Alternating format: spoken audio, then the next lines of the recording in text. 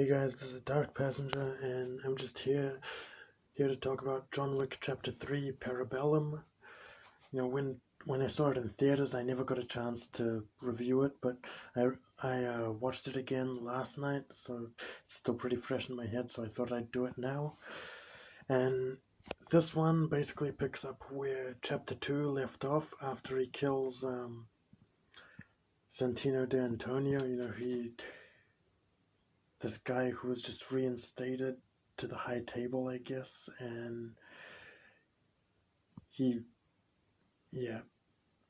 had some problems, and John Wick ended up killing the guy on the grounds of the Continental, which was in New York, and that was forbidden because you're not allowed to do business on the hotel grounds, and then the hotel manager Winston, he gave him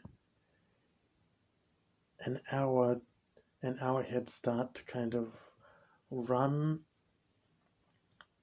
just to run to walk away, but before he became excommunicated.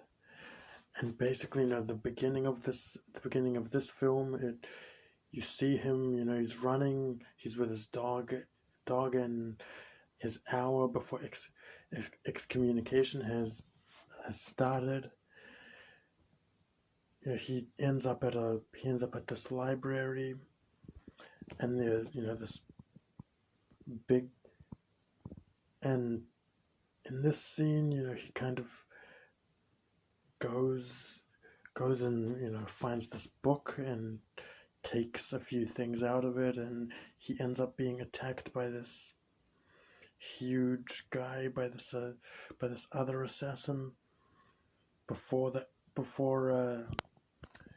his hour was up.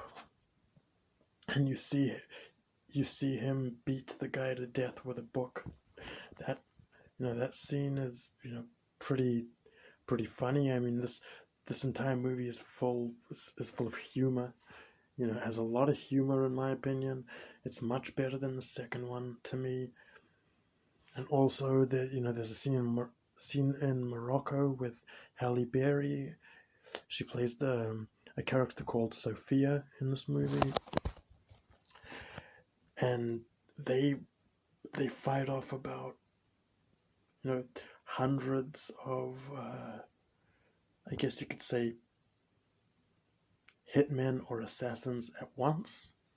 This is after John Wick became excommunicated, obviously, and there was an open contract on his head for about $14 million.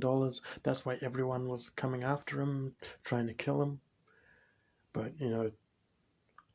again, they underestimate him, and he kills everyone that comes at him, pretty much. Just like in the first two movies. And it turns out, he was kind of a member of this Russian mafia that was under the high table as well when he was younger, because you see him going with this ticket to board a ship, and that's how he ended up in Morocco with Halle Berry's character in this. But yeah, that scene where they're fighting together, fending off all these assassins in Morocco was pretty cool. And then, and also there's this character in this called the Adjudicator. She basically came to judge Winston, the manager of the Continental in New York. He's played by Ian McShane in this. And he was, he's very good in these movies as this hotel manager, in my opinion. And he basically still is kind of helping John Wick, even though he helped John Wick even though he killed a man on his hotel grounds. He let him walk away, and that's why this adjudicator came to judge him to judge him for doing that. Basically told him that he had 7 days to step down, otherwise there'd be consequences. And then, she went to the Bowery King, played by Lawrence Fishburne. He was,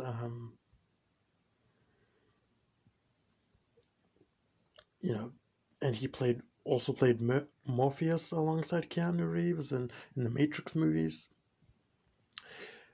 So she goes to the Bowery King and tells him the same thing, because he helped John Wick. He gave him a gun so he could stand against the high table.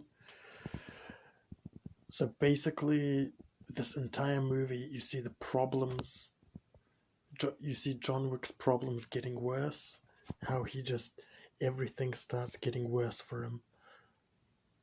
And this adjudicator ends up hiring this Asian hitman or assassin, and he goes after him. And at one point John Wick is ordered to kill Winston as well, because to try to get reinstated, to have his excommunication lifted. Pretty much, he goes to an elder of the high table in the desert in Morocco, and that's what he tells him. That's what this elder tells him. You have to kill Winston for your excommunication to be lifted. And he basically John Wick also cuts off his own finger to please the elder, to show his loyalty, pretty much. But then, he gets to the Continental, and he can't do it because Winston and him are good friends, pretty much. And that's what he tells the adjudicator, that he can't put a bullet in his head. And Winston tells her that he's not going to step down. So they end up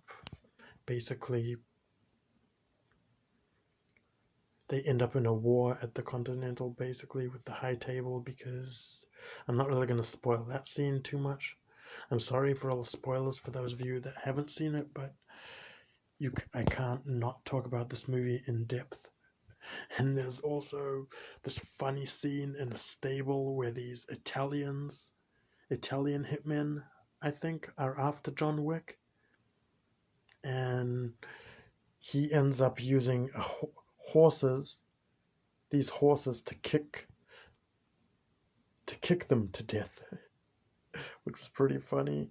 And then he ends up riding one of these horses, and a few of these hitmen end up chasing him on motorcycles, and he obviously ends up fending them off. And there's another scene where he's on a motorcycle, and then these Asian assassins are chasing him on motorcycles also, and he's fending them off with swords, pretty much. But my favorite fight scene is at the end, though.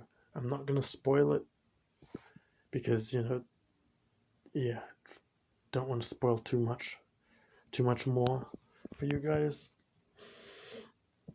But yeah, this movie's pretty good. Really good. It's better than the second one. Not better than the first one, in my opinion, but definitely better than the second one. Second one was kind of flat, in my opinion. Didn't really seem like he had motivation to survive or stay alive. In this one, though, he does. Yeah, and I'm a huge fan of this character as well. John Wick is an awesome character. Keanu Reeves does an amazing job at playing him.